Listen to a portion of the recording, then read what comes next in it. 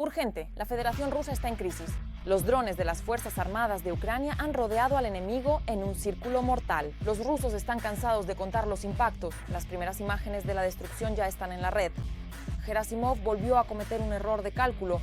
La operación especial Truba en la región de Kharkov ha fracasado. Los paracaidistas ucranianos desintegraron al ejército ruso hasta las moléculas. Alemania está en estado de shock y nerviosismo.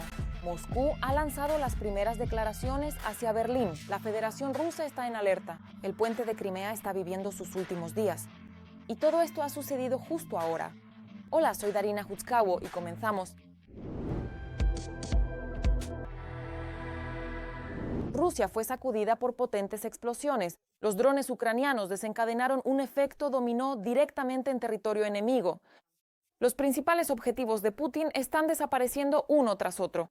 En Osman, en la región de Lipetsk, menos una base petrolera local.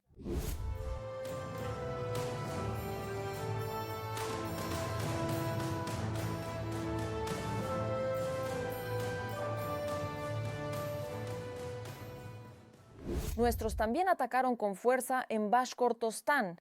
El dictador entonó una canción de despedida para la planta petroquímica en Sterlitamak. 6 golpes precisos y todo quedó destruido. Los rusos no pueden contener sus emociones.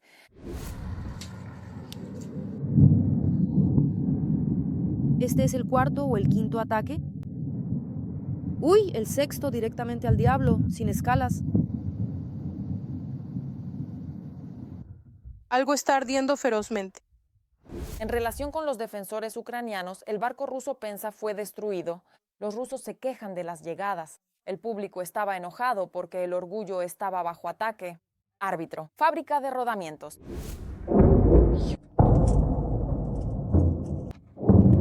Oh. Vi el estallido justo en el momento de la explosión. Allí había como una especie de bola de fuego. Apareció en ella, probablemente. Así era, pero solo en ella. Esto... Ya es una explosión, no una fábrica. Ver tampoco duerme. El objetivo probable del ataque es la fábrica de vagones cercana. La defensa antiaérea rusa derribó el dron en un edificio. Se están aclarando otras consecuencias del ataque. Escombros, restos, desechos y fragmentos.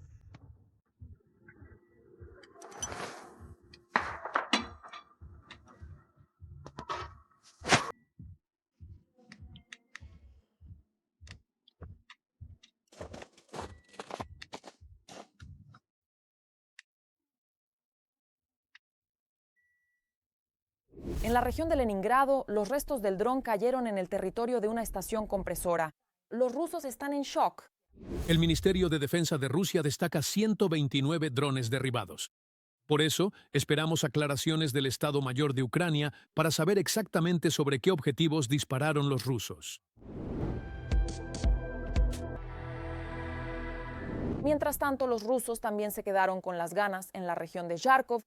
El ejército de Putin intentó abrirse paso a la fuerza a través del gasoducto Soyuz y se topó con los paracaidistas ucranianos. El Blitzkrieg de Gerasimov se desmoronó ante nuestros ojos. Los primeros detalles de la operación Relámpago. El enemigo actúa más al norte de Novoplatonivka, en dirección a Nova Krylyakivka y más allá de Rizove. Para el intento de irrupción, Rusia involucró a unas 50 personas. Los militares ucranianos informaron que al menos 40 ocupantes fueron eliminados con éxito. El enemigo no logró los objetivos establecidos y la situación en este sector del frente se ha estabilizado. El adversario sigue actuando en pequeños grupos e intenta infiltrarse entre las posiciones. Las acciones de los ocupantes están bajo el control constante de las fuerzas de defensa y se detienen.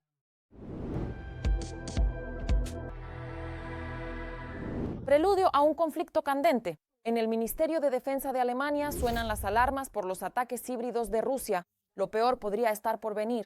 Así lo informa Bloomberg, citando un comunicado del ministerio.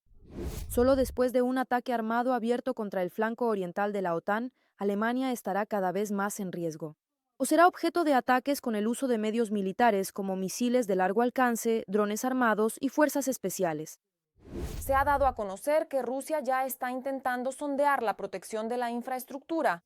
Alemania, y un paso decisivo hacia la escalada, podría atreverse a darlo ya en 2029. En caso de un ataque convencional de Rusia en el flanco oriental de la OTAN, Alemania no se convertirá en un estado fronterizo ni en un escenario de combate. No habrá un enfrentamiento directo entre fuerzas terrestres, declararon en el ministerio. Sin embargo, Rusia hará todo lo posible para evitar o al menos dificultar el despliegue de las fuerzas de la OTAN en el flanco oriental con el objetivo de disuadir y, si es necesario, defender.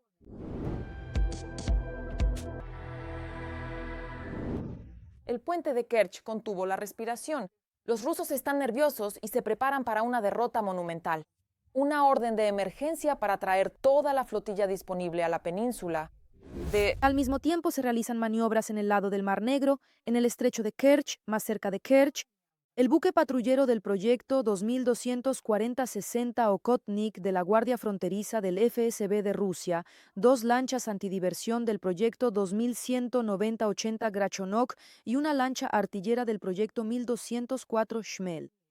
Al mismo tiempo, según información de los canales públicos, los rusos prácticamente no están cubriendo el puente desde el lado del mar de Azov. Evidentemente, están nerviosos por un posible nuevo golpe devastador del SBU contra el paso. Así que cruzamos los dedos y esperamos buenas noticias de los nuestros. Señal de alarma. El Kremlin se ha activado bruscamente en la región del Báltico. La comunicación ha sido interrumpida. La infraestructura está bajo ataque. La flota en la sombra de Moscú ha salido a la luz y ha puesto en la mira a instalaciones vitales de la UE. El plan de Putin ha comenzado a ponerse en marcha. Varios países están bajo amenaza al mismo tiempo. La OTAN fue tomada por sorpresa. Europa está en pánico y da la voz de alarma. ¿Todavía hay tiempo para detener la escalada? Todo lo más importante sobre esto en un momento. Sabotajes en alta mar. El 31 de diciembre, la policía finlandesa detuvo el buque Fitburg, que se dirigía de San Petersburgo a la ciudad israelí de Haifa, bajo sospecha de haber dañado un cable submarino de telecomunicaciones tendido desde Helsinki hasta Estonia a través del Golfo de Finlandia. Era realmente el objetivo principal transportar carga valiosa al Mediterráneo desde San Petersburgo con este buque en particular. Esa sigue siendo una muy grande e importante pregunta. En muchos casos, un barco de la llamada flota en la sombra, supuestamente rusa, navega bajo diferentes banderas. De todos modos, los llamamos rusos, porque cuando empiezas a investigar, primero, están sancionados, y segundo, apenas empiezas a indagar, de repente izan banderas rusas y se registran en el registro ruso. Según informan los medios, han sido arrestados 14 miembros de la tripulación de Rusia, Georgia, Azerbaiyán y Kazajistán. A los detenidos comenzaron a interrogarlos por la tarde del 31 de diciembre, el último día del año, una fecha que marca el cierre de un ciclo y el comienzo de nuevas esperanzas y resoluciones para el futuro. Un momento de reflexión y celebración.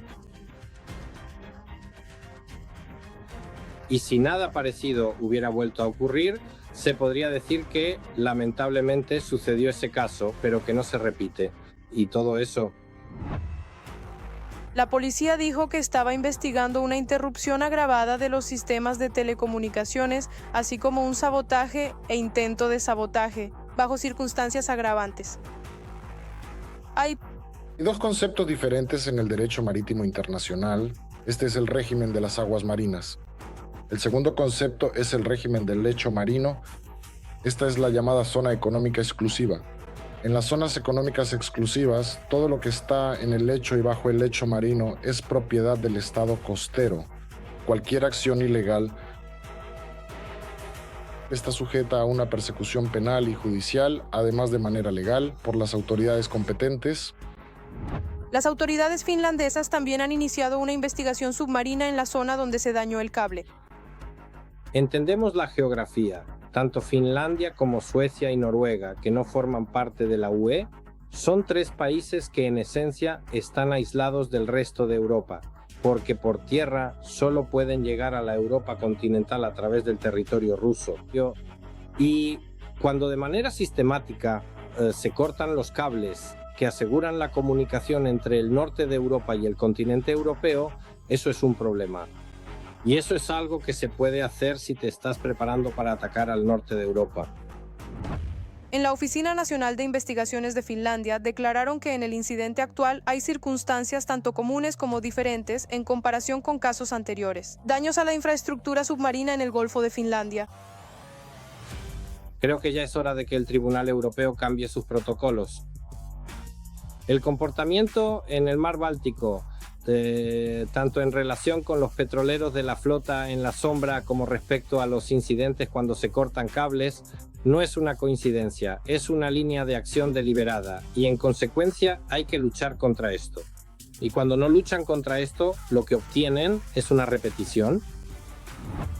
El pasado miércoles por la mañana, en vísperas del nuevo año 2026, el operador de telecomunicaciones finlandés Elisa detectó una avería en su cable y lo notificó a las autoridades finlandesas. La compañía también declaró que los daños no afectaron en absoluto el funcionamiento de los servicios y que todos ellos fueron redirigidos. La doctrina Gerasimov, la doctrina de la guerra híbrida del general Gerasimov, fue anunciada ya en 2007, o más precisamente publicada. Con el tiempo fue adquiriendo sustancia real, a través de actividades que comenzaron especialmente después de 2014. Y en paralelo con la invasión a gran escala de Ucrania, también están las acciones de Rusia contra los países europeos. Los rusos están librando una guerra híbrida contra Europa.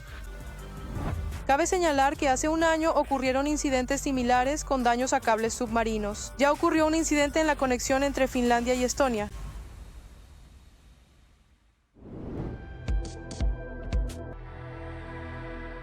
Un gran escándalo. El estado de Trump se ha agravado bruscamente. El diagnóstico oculto del jefe de la Casa Blanca se filtró al espacio público.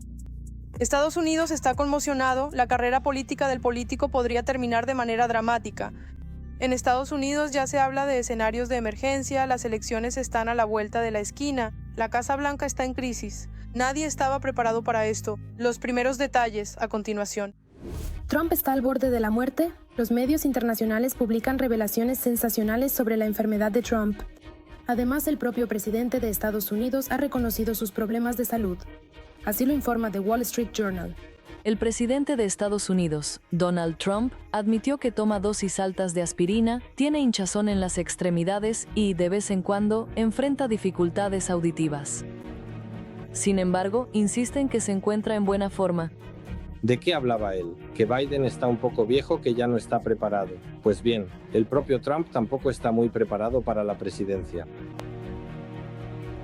Según Trump, él toma diariamente mucha aspirina para prevenir enfermedades cardiovasculares, a pesar de las recomendaciones de los médicos de reducir la dosis.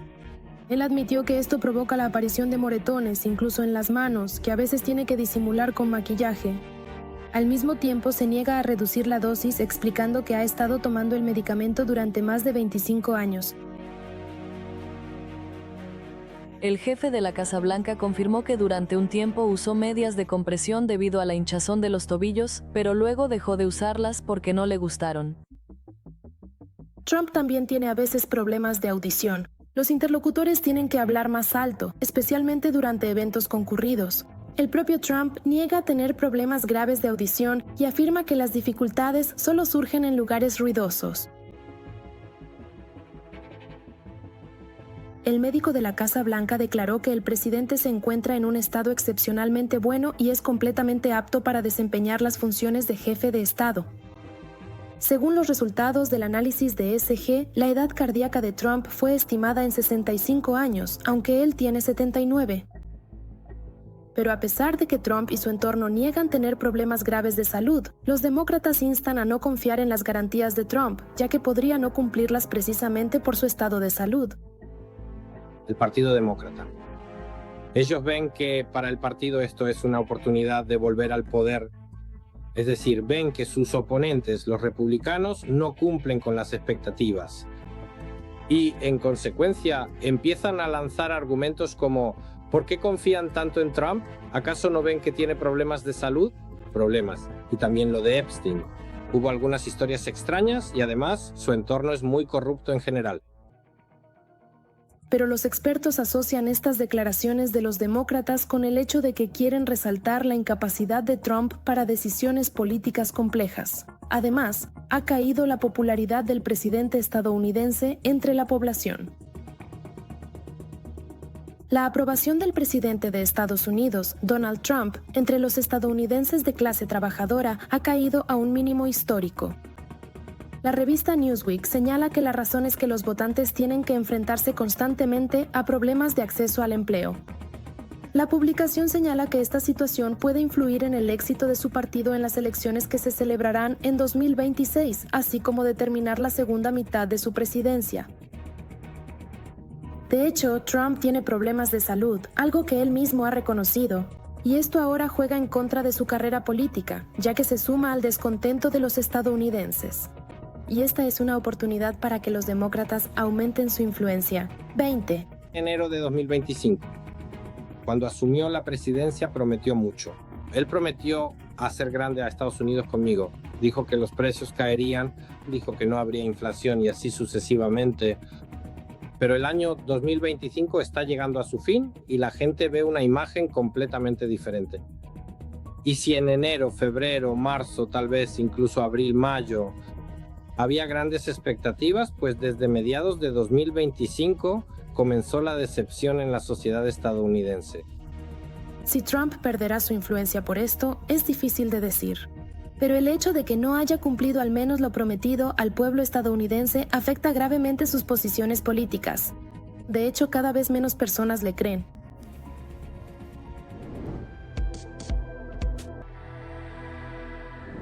Esto acaba de salir. La cúpula del Kremlin ha comenzado a resquebrajarse. Putin prepara purgas. En la lista de los que podrían ser destituidos está el ministro de Defensa, Bilusov. En Moscú comienza una dura lucha por el sangriento sillón. Las viejas figuras regresan al juego. Shoigu vuelve al tablero. Mientras tanto, tras bambalinas, hay intrigas y conspiraciones bajo cuerda. Intentan engañar al dictador. Parece que en el Kremlin han comenzado verdaderos juegos del hambre. Los primeros detalles ahora mismo. Bilusov a la salida. Circulan rumores de que Putin quiere reemplazar al ministro de Defensa. Andriy Romich, ¿está usted agregando algo? No, todo va según lo planeado. Muy dinámicamente, diría yo, Valery Vasilievich iba adelantado respecto al ritmo que se había planeado anteriormente. De hecho, en diciembre alcanzamos el ritmo máximo de todo el año. El asunto es que al del búnker no le satisface la lentitud. Andriy Bilusov en la cuestión de la toma de la región de Donetsk. Según varios de nuestros informantes en el Kremlin, Vladimir Putin está descontento con el hecho de que Andriy Bilusov no puede prometer la liberación total de la RPD este año. Andriy Removich decepciona a Vladimir Vladimirovich cuando dice que difícilmente liberaremos la RPD antes de febrero o marzo de 2027. Por ahora no hay ninguna decisión respecto al ministro de Defensa, pero recomendaríamos a Bilusov que lo piense bien. Sobre una mayor eficacia en el trabajo, nos dijo una fuente en el Kremlin cercana al presidente. Putin está descontento con Bilusov. No es el primer mes. Uno de los clavos en el ataúd de la carrera ministerial de Bilusov fue el fracaso de la operación en Kupiansk. El grupo de tropas Zapad ocupó la ciudad estratégicamente importante de Kupiansk, que el enemigo intenta recuperar sin éxito. La unidad del grupo Zapad eligió la ciudad de Kupiansk. Es decir, todo. Terminaron por completo. Es decir, la ciudad está bajo nuestro control. La ciudad está bajo control ucranianas. Mintieron a Putin que Rusia avanzaba. En consecuencia, todo esto crea una imagen distorsionada de la realidad. Y Putin, que presumía ante Trump, por ejemplo, de éxitos militares, diciendo que en algún lugar estábamos avanzando, resulta que en realidad no hay tales éxitos. Por supuesto, como se dice en este caso, todo problema tiene nombre y apellido de un responsable. Cada derrota tiene su propio padre. Putin no quiere asumir esa función, pero es más fácil trasladarla a... Por el incidente en Kupiansk, Bilusov intentó enmendar su culpa ante Putin y empezó a hablar de los problemas en esa dirección. La verdad es que no ayudó, pero el terrorismo planificado contra Ucrania salvó a Bilusov. Vladimir Vladimirovich rechazó categóricamente la información de que Kupiansk no es nuestro. Recibía información sobre los éxitos de Gerasimov y él mismo hacía declaraciones importantes sobre la ciudad liberada. En el informe del ministro de Defensa, el presidente vio un intento de desinformarlo con un propósito poco claro. Honestamente, se enfadó mucho y quería destituir a Bilusov de inmediato, contó nuestra fuente en el Kremlin, familiarizada con la situación.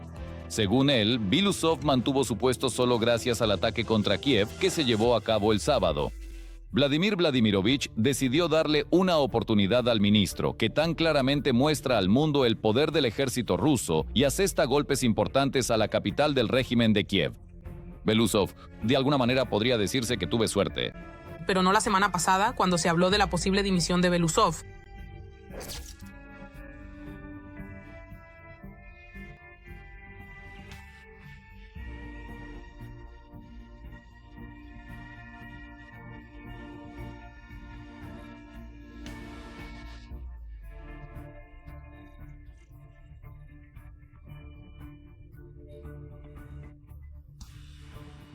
Nuestro juego para sacudirlo, para darle un nuevo impulso, pero como vemos, no hay ningún nuevo impulso.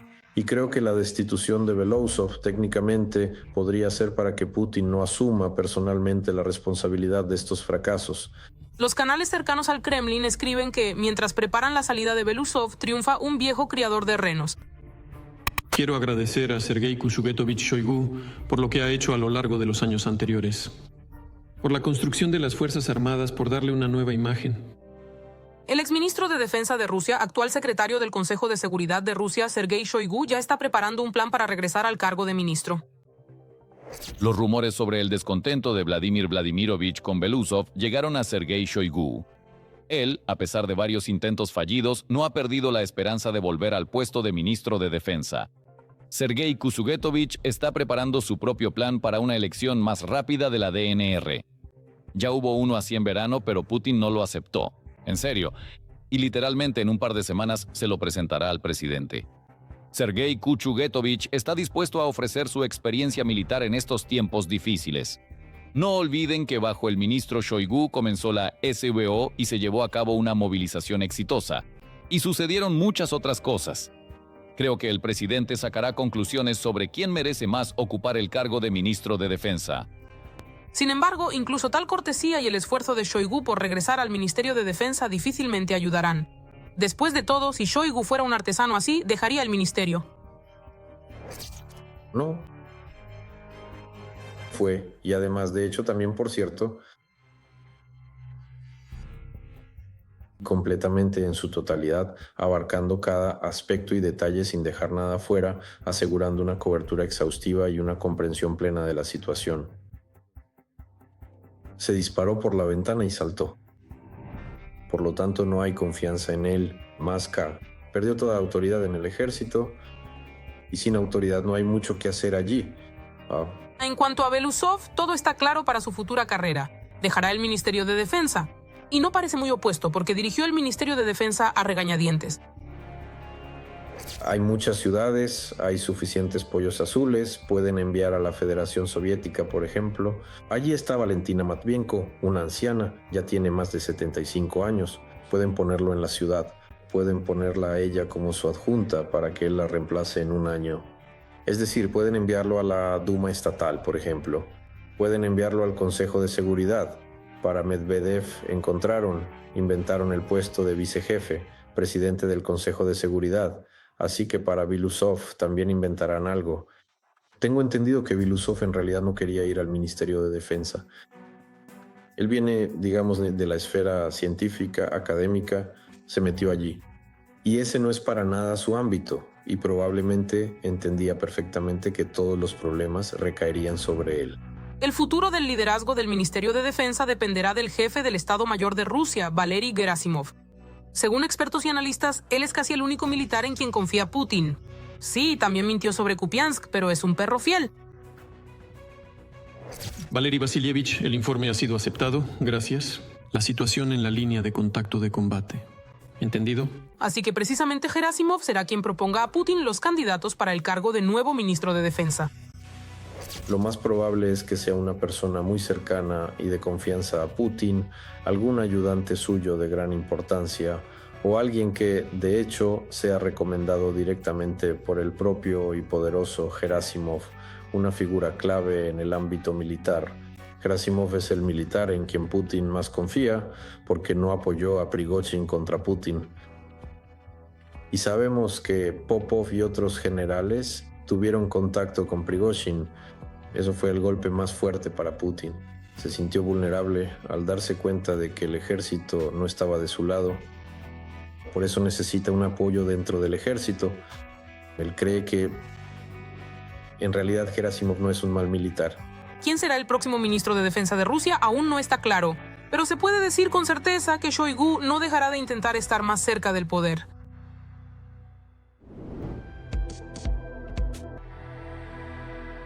Con esto ponemos punto final a nuestro programa. Continuamos monitoreando los eventos más actuales para contártelos primero. No olvides suscribirte. Hasta luego.